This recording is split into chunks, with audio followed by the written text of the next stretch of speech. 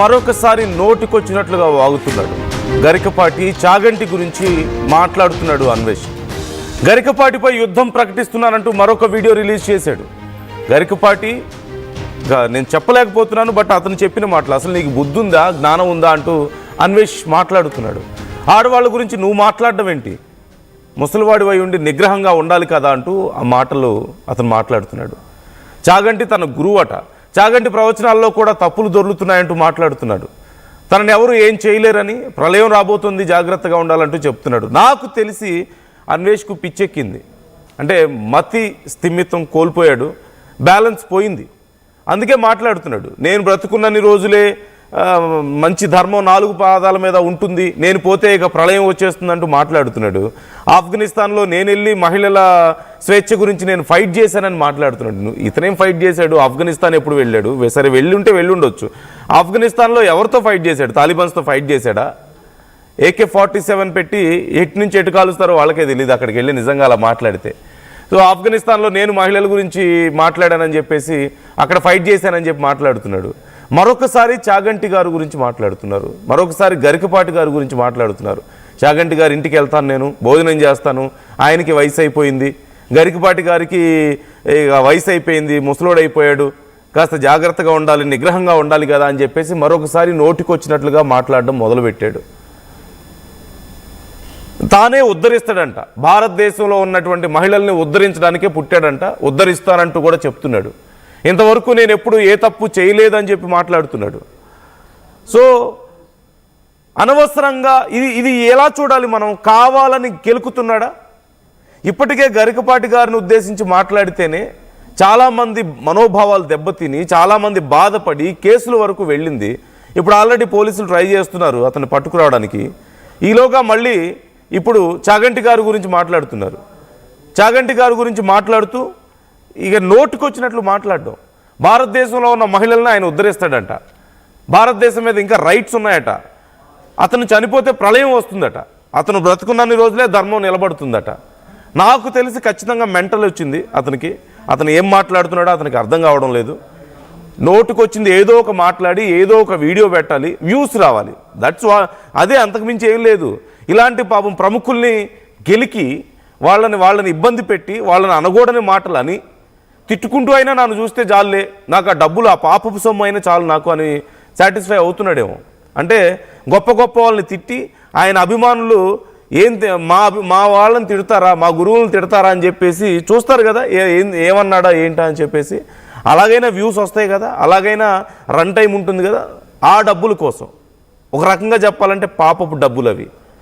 గురువుల్ని, దైవాల్ని, మతాన్ని, హిందూ మతాన్ని, మన దేవీ దేవతల్ని ఇష్టం వచ్చినట్లుగా నోటికొచ్చినట్లు మాట్లాడి, అన్నం తినేవాళ్ళు మాట్లాడకుండా మాటలన్నీ మాట్లాడి ఆ వ్యూస్ ద్వారా వాటిని కూడా చూసి నాకు డబ్బులు వస్తాయి కదా అంటున్నాడంటే అవి పాపపు డబ్బులు కాదా? అంతకంటే దరిద్రం ఇంకేదైనా ఉంటుందా? అనకూడదు ఈ మాట, నేను ఇలాంటి కొన్ని పదాలు ఉపయోగించకూడదు, కానీ తప్పట్లేదు. ఖచ్చితంగా హీస్ గాన్ మ్యాడ్, అతనికి పిచ్చెక్కింది. వీలైనంత త్వరగా ఏదో ఒక పిచ్చి ఆసుపత్రిలో జాయిన్ చేయడం బెటర్. మరొక మాట కూడా అతను చెప్తున్నాడు, వాళ్ళ ఇంట్లో వాళ్ళకి ఎవరికి ఫోన్లు ఉండవట, వాళ్ళ మదర్కి ఫాదర్కి ఫోన్ వాడకూడదు అని చెప్పి తన మీద ఒట్టేయించుకున్నాడట. ప్రొహిబిటెడ్ అంట ఆ ఫోన్లన్నీ. ఎందుకు, కారణం ఏంటి? ఏమో ఒట్టేయించుకున్నాను, నా మీద ఒట్టేశారు కాబట్టి వాళ్ళు వాడరు అంటున్నాడు. ఎందుకంటే ఇతను చేసే దరిద్రపు పనులన్నీ చూడకుండా ఉండడం కోసం. ఇతను వెళ్ళి అక్కడ ఆటగాడిని అని చెప్పుకుంటూ అమ్మాయిలతో తిరుగుతూ ఉంటాడు కదా, రోజుకొక అమ్మాయితో. అలాంటి దరిద్రపు పనులు చూడకుండా ఉండడం కోసం ఒట్టేయించుకుంది. లేదంటే ఇలాంటి గొప్ప వ్యక్తుల గురించి నోటికొచ్చినట్లు మాట్లాడితే అవన్నీ చూసి వాళ్ళు తట్టుకోలేరనా ఒట్టేయించుకుంది. లేదంటే పచ్చి బూతులు మాట్లాడుతూ వేరే వాళ్ళ ఇళ్లలో వాళ్ళ మదర్స్ని, వాళ్ళ డాటర్స్ని, వాళ్ళ సిస్టర్స్ని ఇక అనకూడని మాటలు అంటుంటే, మనిషి అనేవాడు మాట్లాడకూడని మాటలు మాట్లాడుతుంటే ఏదో ఒక కారణం, సోకాల్డ్ బెట్టింగ్ యాప్స్ అని చూపించుకొని ఏదో చూపించుకొని అవి ప్రమోట్ చేశారన్న కారణంతో వాళ్ళని ఏదన్నా కొంచెం గట్టిగా మందలించడం వరకు ఓకే. కానీ వాళ్ళ కుటుంబ సభ్యుల గురించి, వాళ్ళ తల్లి గురించి, చెల్లి గురించి నోటికొచ్చినట్లు మాట్లాడుతుంటే దరిద్రమైన మాటలు. ఇంతేనా మేము నిన్ను పెంచింది ఇంతేనా, ఇదేనా నీకున్న సంస్కారం అని చెప్పి ఎక్కడ వాళ్ళు బాధపడతారో అని చెప్పేసి ఆ వీడియో చూడనివ్వకుండా ఆ ఫోన్లు వాడకుండా చేసావా? ఇంతే కదా, ఓవరాల్గా నువ్వు చేసే పనికిమాలిన పనులు చూడకుండా ఫోన్లు లేకుండా చేశాడు.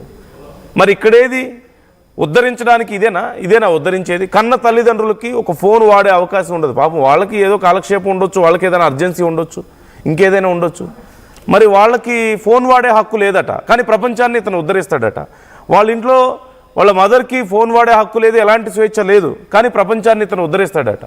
గొప్ప గొప్ప గురువుల గురించి, హిందూ ధర్మం గురించి నోటుకొచ్చినట్టు మాట్లాడతాడు. ఇతను పోతే ఇక ప్రళయం వచ్చేస్తుందట, ధర్మం 4 పాదాల మీద ఇతను బ్రతుకున్న వరకే ఉంటుందట. ఖచ్చితంగా ఈజ్ గాన్ మ్యాడ్. పిచ్చి పట్టింది ఇతనికి. ఏం మాట్లాడుతున్నాడో తెలియడం లేదు, ఎందుకు మాట్లాడుతున్నాడో తెలియడం లేదు. సో అనవసరంగా నిన్న మొన్నటి వరకు కేవలం అసలు ఆ నోటితో చాగంటి గారి పేరు మాట్లాడడమే ఒక పాపం. ఆయన ఎలాంటి మచ్చ లేని మనిషి చాగంటి గారు. అలాంటి వాళ్ళ పేరు నీలాంటి వ్యక్తుల నోట్లోంచి రావడమే ఒక పాపం. ఖచ్చితంగా కల్మషం అవుతుంది. నువ్వు ప్రక్షాళన అవుతావేమో గొప్ప గొప్పల పేర్లు మాట్లాడడం వల్ల, కానీ అలాంటి పేర్లు మాట్లాడకపోవడమే మంచిది. బాధేస్తుంది నీలాంటి వాళ్ళ నోట్లోంచి వినాలంటే. చాలామందికి హిందూ ధర్మం గురించి చాలామంది కామెంట్స్ చేసే ప్రయత్నం చేస్తున్నారు. చాగంటిపై అన్వేష్ వ్యాఖ్యలు కరెక్టేనా అంటే చాలా తప్పు అంటూ 90% మంది చెప్తున్నారు. కరెక్ట్ అని కొంతమంది చెప్తున్నారు. అతని ఫేక్ ఐడీస్ ద్వారా, ఫేక్ పేజెస్ ద్వారా కొంతమంది మీద ఇన్ఫ్లుయెన్స్ చేసే ప్రయత్నం కూడా చేస్తున్నాడు. So try to comment your opinions, try to call me. మీరు నాతో మాట్లాడవచ్చు, కాల్ చేసి స్క్రీన్ మీద స్క్రోల్ అవుతున్న నంబర్స్కి కాల్ చేయొచ్చు. మరొకసారి ఇక అయిపోయిందిలే, ఇంత పెద్ద ఎత్తున అతని మీద వ్యతిరేకత వచ్చిన తర్వాత, ఇంతమంది ఫాలోవర్స్, చాగంటి గారి ఫాలోవర్స్ అయినా, గరికపాటి గారి ఫాలోవర్స్ అయినా, హిందువులైనా సరే ఇంతమంది ఆగ్రహం వ్యక్తం చేస్తుంటే కనీసం ఇప్పటికైనా ఒళ్ళు దగ్గర పెట్టుకొని ఉంటాడులే అని చెప్పేసి అనుకుంటే లేదు, ఇంకా ఎక్కువ మాట్లాడుతున్నాడు, ఇంకా నోటుకొచ్చినట్లు మాట్లాడుతున్నాడు. ఆఫ్ఘనిస్తాన్లో వెళ్ళి నువ్వు ఉద్ధరించేదేంటి? అక్కడికి వెళ్ళి చూడు ఒకసారి, అక్కడ మహిళల గురించి ఒకసారి ఒక మాట మాట్లాడి చూడు, నీకు అర్థమవుతుంది. బుల్లెట్ ఎట్నుంచి వెళ్తుందో, ఎట్నుంచి బయటకు వస్తుందో నీకే తెలియదు. చివరికి అంత దారుణంగా ఉంటుంది అక్కడ పరిస్థితి. అక్కడికి వెళ్ళి ఉద్ధరిస్తాడంట. సో కామెంట్స్ చేస్తున్నారు చాలామంది. AI 3D వర్క్ కామెంట్ చేస్తున్నారు. మరొక కాల్ ముందు మనం కాలర్స్తో మాట్లాడదాం. చాలామంది కామెంట్స్ చేస్తున్నారు, కామెంట్స్ చదవబోతున్నాను. బట్ బిఫోర్ దట్ కాలర్స్తో కూడా నేను మాట్లాడతాను, ఇంటరాక్ట్ అవుతాను. సుధాకర్ జాయిన్ అవుతున్నారు ఒంగోలు నుంచి. సుధాకర్ గారు నమస్తే. నమస్తే సార్. సుధాకర్ గారు నమస్తే, చెప్పండి సార్. ఇప్పుడు చాగంటి కోటేశ్వరరావు గారు, తర్వాత గరకపాటి గారు 2 కళ్ళండి మన రాష్ట్రాలకి, తెలుసా? అంటే అలాంటి లోక జ్ఞానులు ఇప్పుడు మనకు సాక్షాత్తు భగవంతుడు సమానం. వీళ్ళని తిట్టడం మహాపాపం అండి. తర్వాత ఆ మనిషిని, అన్వేషణని ఇన్ని రోజుల నుంచి ఇంత జరుగుతున్నా కూడా మన డిపార్ట్మెంట్ ఎందుకు పట్టించుకోవట్లేదో నాకు అర్థం కావట్లేదు. అంటే అంత అగ్రెసివ్ గా ఉండట్లేదు అంటారా అతని విషయంలో డిపార్ట్మెంట్? ఇప్పుడు అదే కదా సార్, ఇప్పుడు ఇంత జరుగుతుంది, ఇన్ని రకాలుగా మాట్లాడుతున్నాడు, ఇన్ని రకాలుగా ఇప్పుడు సీతమ్మ వారిని, ద్రౌపదిని, ఇన్ని రకాలుగా మాట్లాడుతున్నప్పుడు అసలు మన సాంప్రదాయం, సంస్కృతి ఇన్ని రకాలుగా మాట్లాడి ఇట్లా ఉంటున్నాడంటే అది కరెక్ట్ కాదండి. అది అసలు వెయిట్ చేయడం అనేది అనవసరం. నాకు తెలిసి ఎంత ఫాస్ట్ గా అంత రియాక్ట్ అయితే అంత మంచిది అనుకుంటున్నాను నేను. ఏం చర్యలు తీసుకోవాలంటారు? అన్ని సాక్షాత్తు సరస్వతి పుత్రులండి చాగంటి గారు. వీళ్ళు అసలు వీళ్ళని అనడం ఎలా అనిపించింది మనిషికి చెప్పండి?